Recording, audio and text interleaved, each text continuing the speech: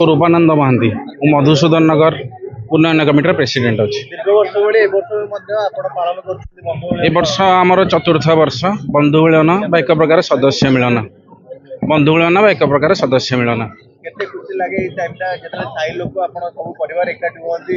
ବହୁତ ବହୁତ ଆନନ୍ଦ ଲାଗେ। ମୁଁ ଚେଷ୍ଟା କରୁଛି କେମିତି ଆଗାମୀ ବର୍ଷ ସୁଖ ସମୃଦ୍ଧି ଆଉ ଶାନ୍ତିରେ ସମସ୍ତେ ବସବାସ କରନ୍ତୁ।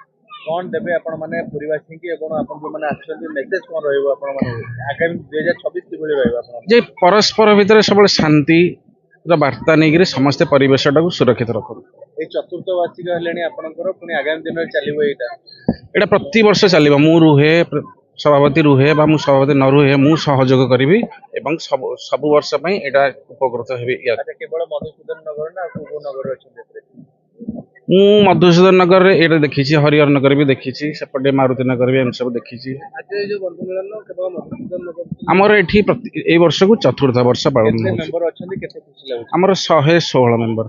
କେତେ ଖୁସି ଲାଗୁଛି ଆଜି? ବହୁତ ବହୁତ ବହୁତ ଖୁସି ଲାଗୁଛି। ପୁରୁଷୋତ୍ତମ ନନ୍ଦ, ମଧୁସୂଦନ ନଗରର ବାସିନ୍ଦା। ଆଜ୍ଞା, ଆଜି ଏତେ ବଡ ଉତ୍ସବ ହଉଛି, ପ୍ରତିବର୍ଷ ଭଳି ଏ ପର୍ବ ପାଳନ କରୁଛନ୍ତି ଆପଣ? ମୋ ପୂର୍ବରୁ ପ୍ରେସିଡେଣ୍ଟ ଯାହା କହୁଥିଲେ, ଆମର ଏଇଟା ଚତୁର୍ଥ ବର୍ଷ ପାଳନ ହେଉଛି। ଖୁବ୍ ଧୁମଧାମରେ ପାଳନ ହୁଏ, ସମସ୍ତେ ବଢ଼ି ଚଢ଼ିକି ଭାଗ ନିଅନ୍ତି ଏଥିରେ ଏବଂ ଭାରି ଆନନ୍ଦ ଉଲ୍ଲାସର ସହିତ ଆମେ ୟାକୁ ପାଳନ କରୁଛୁ।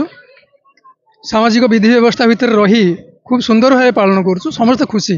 ଏଇ ସମୟଟା ଯେତେବେଳେ ଆସେ ଆପଣଙ୍କୁ କେମିତି ଲାଗେ? କାରଣ ଏହି ସମୟକୁ ଆମେ ଏକାଠି ହଉଛୁ। ସାରା ବର୍ଷ ଧରି ଆମେ ମୂଳରୁ ଅପେକ୍ଷା କରିଥାଉ ଏ ବର୍ଷକୁ, କେମିତି ଏଇ ଦିନଟି ଆସିବ, ସମସ୍ତେ ଏକାଠି ଆମେ ମିଶିବୁ, ଭୋଜିଭାତ ହେବ, ଆନନ୍ଦ ଉଲ୍ଲାସରେ ପିଲାଙ୍କର ନାଚ ଗୀତ ଭିତରେ କେମିତି ଆମେ ଖୁସିରେ ମନେଇବୁ, ସେଥିପାଇଁ ଆମେ ପୁରା ଗୋଟେ ବର୍ଷ ଆଗରୁ ପ୍ରିପାରେସନ୍, ମାନସିକ ସ୍ତରରେ ପ୍ରିପାରେସନ୍ କରିକି ଥାଉ। ଯେତେବେଳେ ପୂର୍ବରୁ କିଛି ମନୋନୟନ ଥାଏ,